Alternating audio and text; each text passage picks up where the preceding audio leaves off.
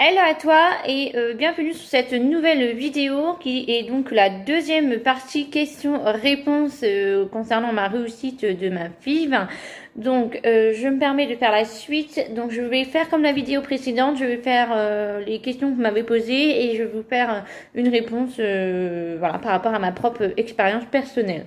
Donc je reprends. Donc ensuite la question était pourrais-tu nous donner des conseils pour celles qui pensent franchir le pas. Donc, en gros, je pense que ça voulait dire que tu penses franchir le pas vers la FIV, la PMA ou la DCBB, je sais pas, c'était pas précisé. Il me semble que c'était sur un poste de FIV PMA. Donc, les conseils que je pourrais donner pour celles qui vont franchir le pas, ne vous dites pas dans votre tête que ça va marcher du premier coup. Ça pour moi c'est hyper important parce que moi personnellement c'est ce que j'ai pensé et dès qu'on a eu le premier échec on a été extrêmement déçus. On a eu énormément du mal à remonter la pente.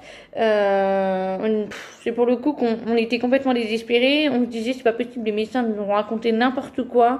Vraiment ne vous fixez pas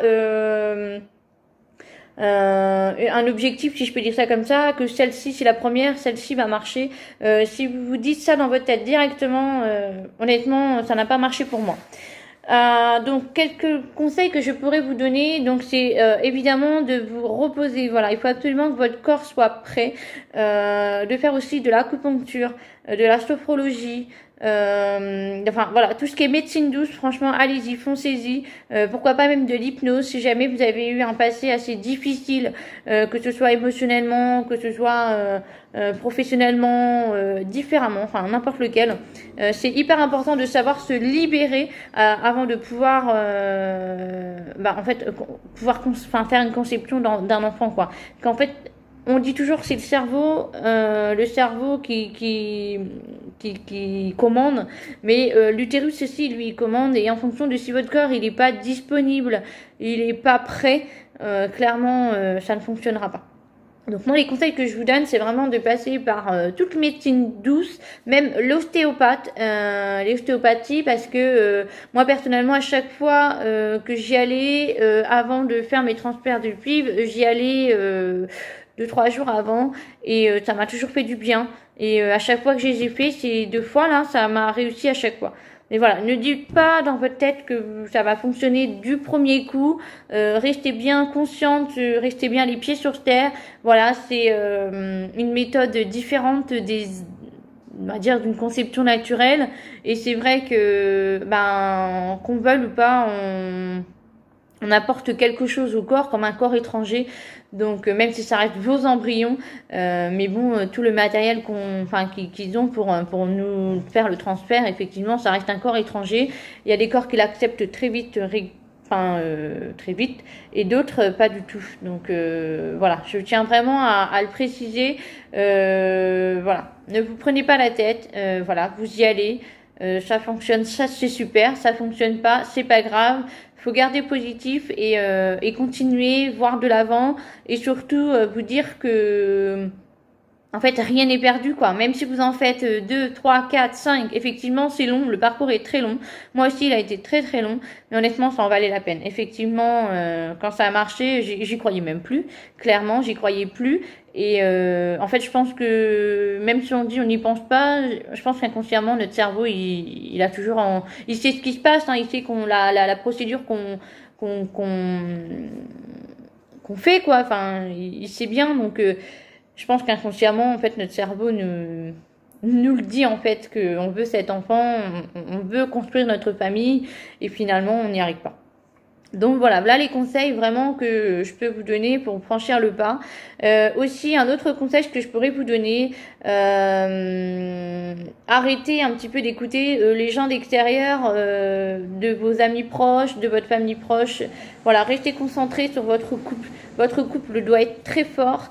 Vous devez vous soutenir tous les deux. Mais voilà, effectivement, je vous dirai sur une prochaine réponse d'une autre question, mais il faudra en parler effectivement aux alentours. Mais voilà, restez discret parce qu'en fait, les autres personnes vont vouloir en savoir plus, et vous êtes aussi sans réponse à vos questions, donc c'est difficile. C'est déjà une période assez difficile, donc voilà. Voilà ce que je peux vous dire. Ensuite, tes jumelles sont nées drôlement d'avance. Est-ce qu'elles vont bien? Donc oui, effectivement, elles sont nées à 28 semaines. Donc ça fait à peu près... Elles sont nées à ma première 7e mois de grossesse. Et donc elles vont bien. Elles vont bien. Effectivement, elles sont grand prématurées.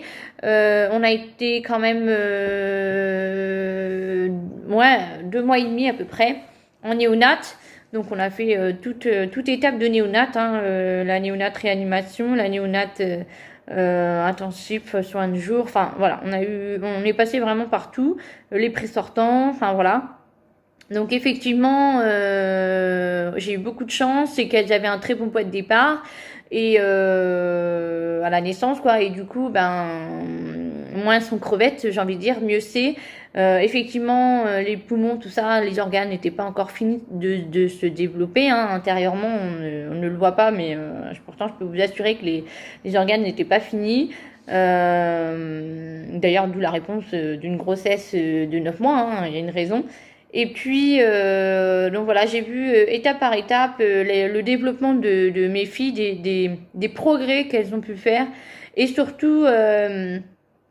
en fait, il faut rester forte, quoi. Il faut montrer votre présence. Il faut bien analyser aussi les petits efforts qu'elles font, même si ça vous paraît minime, mais en fait c'est énorme pour elles. Voilà, ça a été une période assez difficile dans le sens où je dormais que 4 heures par jour parce que je faisais les soins intensifs de mes filles à chaque fois. En plus, mes filles n'étaient pas dans la même chambre, donc il fallait que je gère les deux. J'y allais jour et nuit. Voilà, j'ai eu la chance d'avoir une mutuelle qui m'a pris en charge mon hôtel, qui était juste à côté de l'hôpital. Mais effectivement, c'est pas la chance de tout le monde. Tout le monde n'a pas cette chance d'avoir une mutuelle qui remboursait les frais d'hôtel. Donc voilà, je vous ferai un petit post plus tard sur comment s'est passée la néonate de mes filles. Mais bon, pour vous rassurer, aujourd'hui elles ont 2 ans et demi. Elles sont toujours suivies régulièrement chez la pédiatre et aussi par un groupe qui s'appelle Petit deviendra grand. Voilà, pour ceux qui ont des enfants grands prématurés, ils vont connaître un petit peu ce petit groupe. Et en fait, c'est un petit peu, j'ai envie de dire, on est un peu comme des tests. Ils regardent si nos enfants ont développé la motricité correctement, s'ils parlent rapidement ou pas. Enfin, c'est des petites choses comme ça en fait. Elles sont testées, donc on a des rendez-vous assez régulièrement. Donc voilà, nous aujourd'hui elles vont bien, elles grandissent bien, elles ont rattrapé la courbe de leur poids d'un enfant de leur âge, de leur taille aussi d'un enfant de leur âge. Donc on peut dire que non, ça a été plutôt une très bonne réussite, ça a été. Il n'y a pas de séquelles en tout cas. Donc voilà. Alors ensuite, la question suivante. Ta grossesse gémellaire s'est-elle bien passée? Alors, ça a été compliqué. Je vous avoue, ça a été compliqué. J'ai été extrêmement malade dès le premier mois. J'ai clairement eu des nausées. Je me posais pas le pied au sol le matin. J'ai eu énormément de contractions. J'ai eu un décollement du placenta dès le premier mois. Donc là, j'ai été obligée d'être alitée pendant une bonne semaine, voilà, allongée, voilà, interdiction de poser le pied. Donc voilà, on va dire que c'était assez compliqué. Mais j'ai envie de dire que ça a été court aussi puisqu'elles sont nées plus vite que prévu. On va dire que ça a été compliqué jusqu'au 4e mois, 4e mois et demi de grossesse. On va dire que j'étais 1 mois, 2 mois à peu près tranquille. Après j'avais une pêche d'enfer, donc effectivement, le début a été difficile, mais après ça a été. Voilà. Ensuite, est-ce qu'on t'a demandé de perdre du poids avant de faire la FIV?